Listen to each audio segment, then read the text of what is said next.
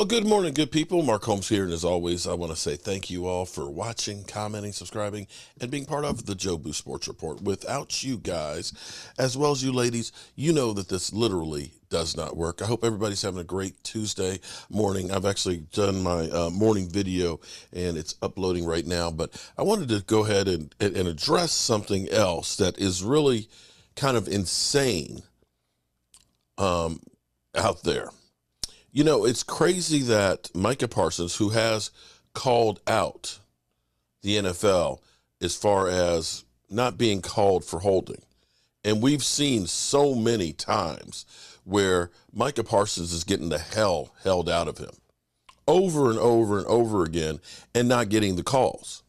And, you know, it's kind of funny. It's not funny. It's actually sad because everything should be equal. We know as Cowboys that we get called things that we've never even seen before.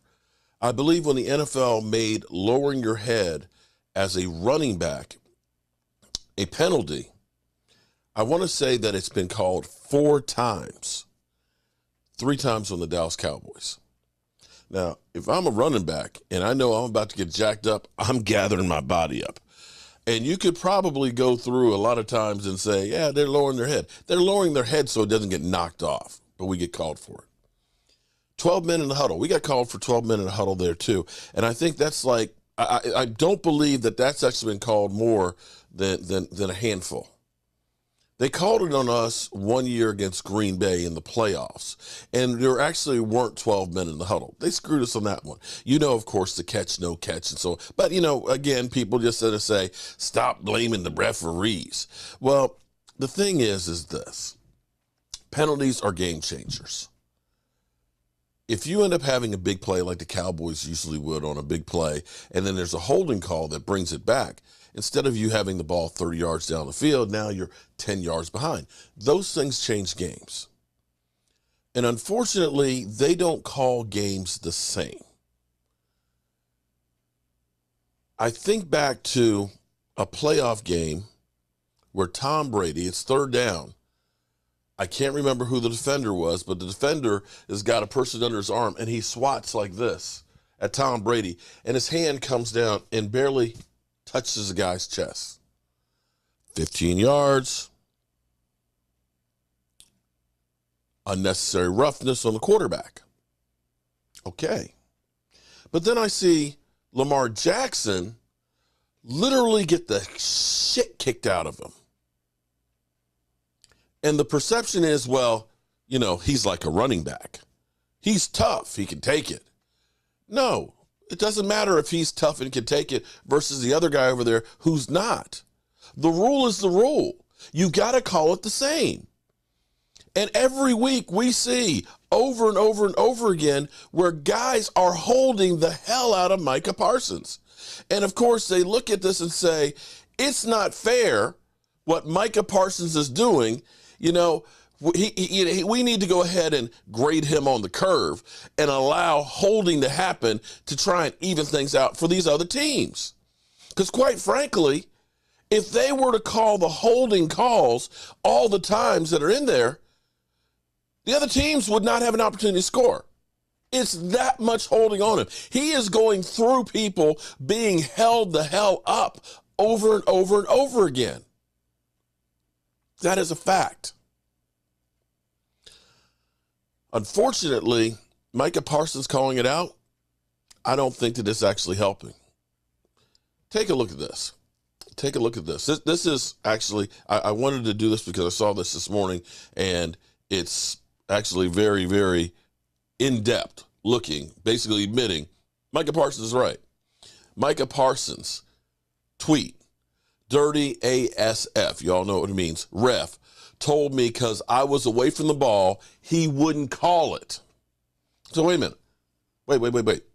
So now, now, because you were away from the ball, a guy who literally chases people down from behind and stops them on the 1 yard line, like he did the week before, you're on the backside. It doesn't matter.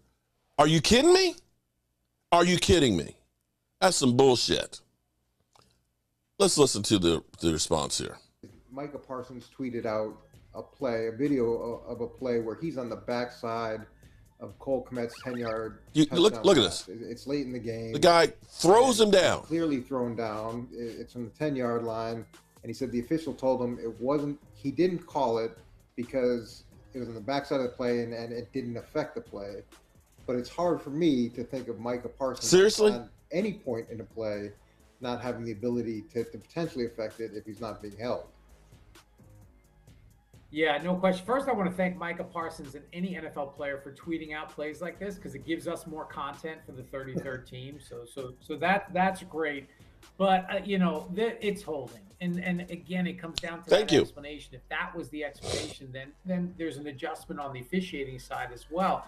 And he just gets grabbed down and jerked down to the ground, and that's a foul. And when you think about backside and that officiating philosophy, that's more in the run game when you have a run to the right side and maybe on the left side he can chase it down from the backside. Of attack, the official has to make a determination, is that going to have an impact? But here, right, you're talking about Micah Parsons, it's any official is going to have a hard time, selling me on the fact that Micah Parsons can't make an impact on this play when he immediately gets held and thrown to the ground.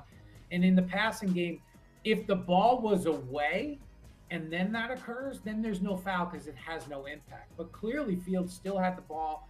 The hold occurs. That's one where really, to me, as I'm looking at it, a flag should have been thrown. But it does bring up a bigger, we used to have this conversation all the time when we started bringing coaches into the league office, especially defensive coaches that would talk about in the run game, that hold on the backside, right? Because of the blocking schemes and the cutback possibility, that hold definitely can have an impact on the outcome of the play. It's not just, if the run is designed to go to the right and the point of attack is to the right, that only holding on the right side is going to be impactful. And that was a really good conversation and a good learning for us in officiating to kind of work through that and kind of adjust our philosophy. And as coaches, we're always teaching to finish the play, to keep, because you don't know what's going to happen. And plays get extended so much more now than I think ever.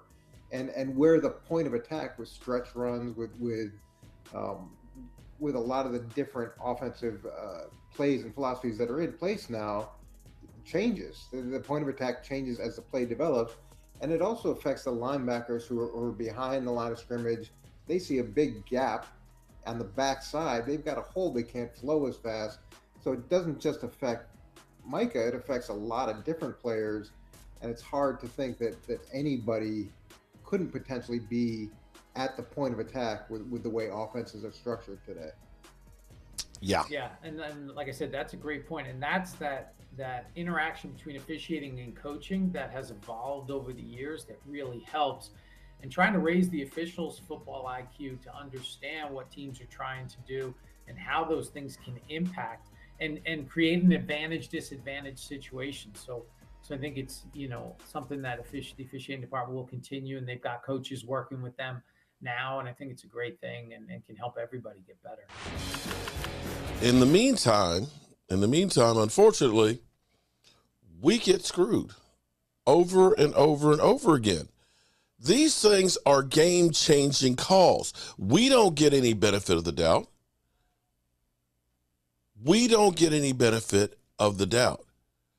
But when you have the holding calls that we get, because on that play right there, Micah Parsons, boom, could be coming back after that and chasing it down. So this is one of those ones that, people will say, you're just whining, just shut up and play football. No, this is some bullshit. And the official who said that to Micah, I'm not going to call that, should be fined or suspended or something, because that ain't right. Flat out. It's bullshit. Well, I've had my outrage for this morning, and this is where you understand that sometimes Cowboys winning and losing, it's not in their control. Hope you all are having a great day, and I'll see you soon. Our Holmes here, and as always, I want to thank you all for watching, commenting, subscribing, and being part of the Joe Sports Report.